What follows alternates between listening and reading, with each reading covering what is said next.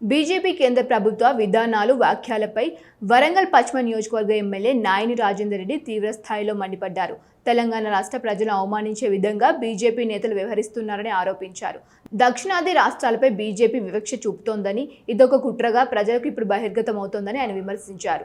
దేశంలో అభివృద్ధి పేరుతో డైవర్షన్ పాలిటిక్స్ చేస్తూ కులమతాల పేరుతో రాజకీయాలు చేయడం తప్ప కేంద్ర ప్రభుత్వ ప్రజలకు ఉపయోగపడే విధంగా ఏ పని చేయడం లేదని ఆరోపించారు. బీజేపీ కేంద్ర ప్రభుత్వం నిన్న పార్లమెంట్లో మాట్లాడిన విధానం, ఈ డైవర్షన్ పాలిటిక్స్, ఎంతసేపు ఎవరైనా కానీ గొప్ప చెప్పుకోవాలంటే చేసింది చెప్పుకుంటారు.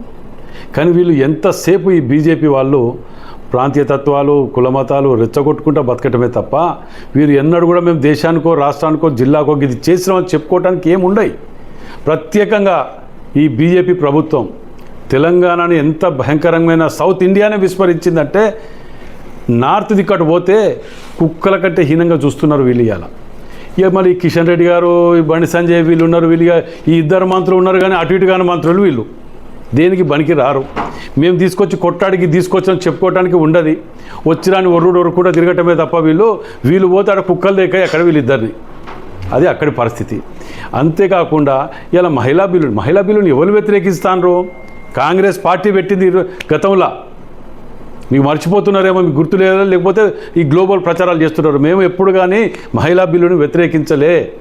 డిలిమిటేషన్ని అందులో ఉన్న ఒక మార్పులు చేయమని చెప్పి కోరుతున్నాం. అట్లా దానివలన సౌత్ ఇండియాకు నష్టం జరుగుతుందని మేము ఒత్తుకుంటుంటే, సౌత్ ఇండియా నాశనమైన పర్లేక మా బాధను మేము పట్టుకుంటాం, మాకున్న ఇద్దరు మంత్రి పదవులు ఉంటే చాలు అని చెప్పి కిషన్ రెడ్డి గారు కానీ, బండి సంజయ్ గారు కానీ ఇంకా దాన్ని తెలియనట్టు మాట్లాడుకుంటా, అవగాహన లేని రీతిలో మాట్లాడినట్టు ఇంకా సమర్థించుకుంటానికి సిగ్గనిపించట్లే వీళ్ళకి ఇప్పటికి కూడా.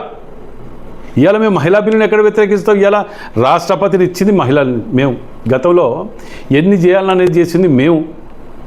సౌత్ ఇండియా నుంచి 5 చేసినాం మేము. ఇక్కడికి తెలుసో తెలియదే వాళ్ళకు, అది మర్చిపోతున్నారు. కాంగ్రెస్ ప్రభుత్వంలో సౌత్ ఇండియా నుంచి 5 రాష్ట్రపతులను చేసినాం.